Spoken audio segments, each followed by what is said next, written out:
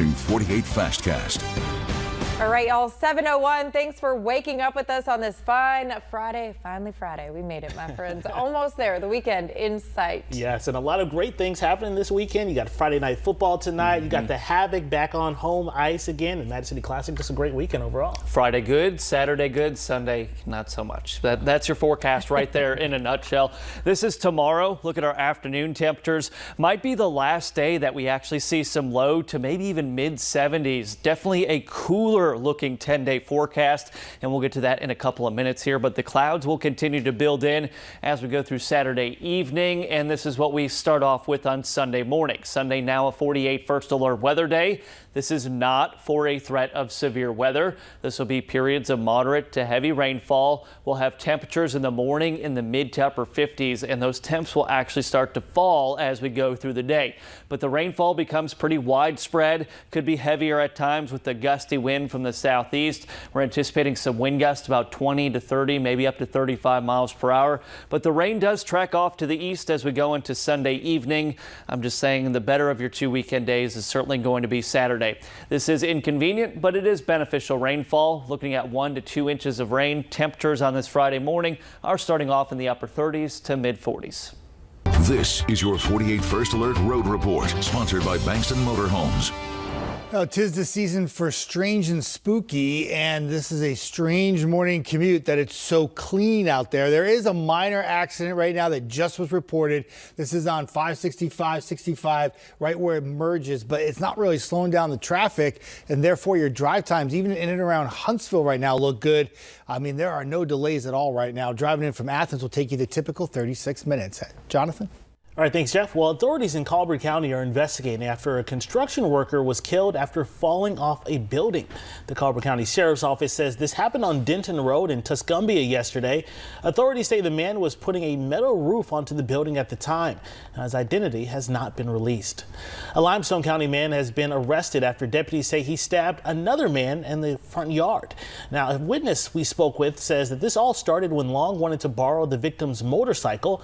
Now, this is David Long here that you're looking at. The witness said Long took the motorcycle despite being told no. That's when he says Long came at him with a weapon. And Long is facing charges of aggravated assault with a knife, using a false identity, and attempting to elude police. No word on the victim's condition this morning. A Priceville police officer was involved in a wreck while responding to a service call. Alabama law enforcement agency officials say this happened on I-65 near Bethel Road Tuesday night. Priceville Police Chief Jerry Holmes says the officer lost control while responding for backup. The officer hit a cable barrier after losing control. No one was hurt. This morning, deliberations in a Morgan County murder trial are set to continue. The suspect in the case is claiming he shot his friend in self-defense. Spencer Harwell is accused of shooting and killing Frankie Smith. Harwell's lawyers allege that Smith was coming at their client with a tire iron, but prosecutors dispute this, saying there are inconsistencies in Harwell's story. Be sure to tune in to our later newscast, where we'll give you the latest developments on this case. A man connected to a murder-for-hire plot in Morgan County is headed to prison for perhaps the rest of his life. Logan Delp was found guilty yesterday. He took part in a plot that resulted in the death of Anthony Shepard back in 2020. It took the jurors only 20 minutes to find Delp guilty.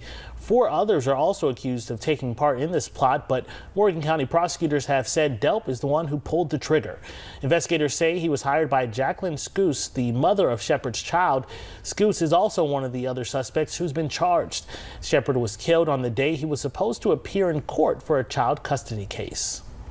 Well, if you're a Huntsville Havoc hockey fan, the time is now. The team will be back on the ice for their first home game tonight. We share more about the impact the Havoc has on our area ahead.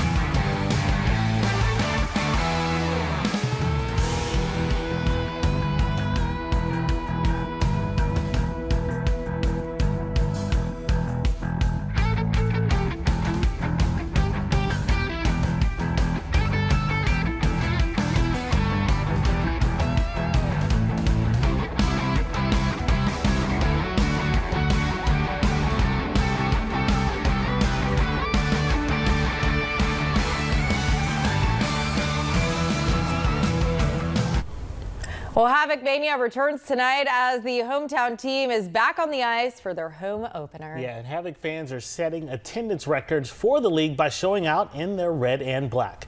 The team has been around for over 20 years, but over the last several, the Huntsville community has really shown up and shown out for the Havoc.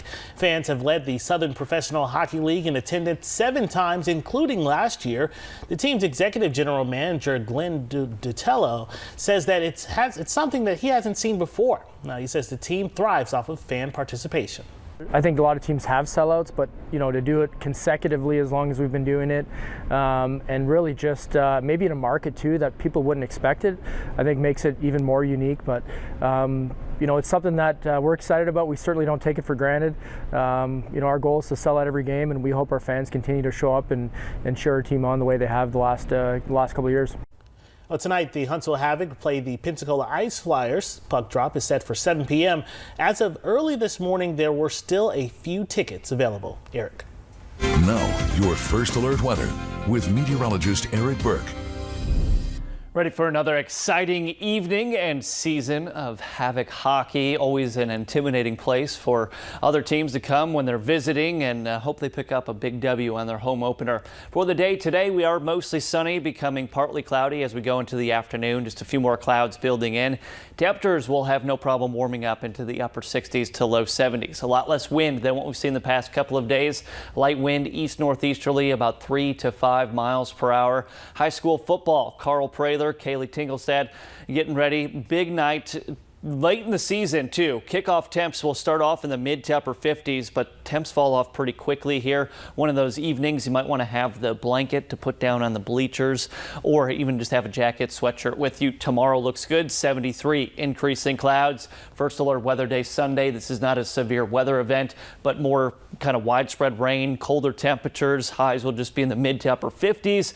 We'll have some gusty winds, so keep an eye on those outdoor decorations for Halloween or fall, as they could be blowing around a little bit. Next week, also cool, 50s and low 60s for highs.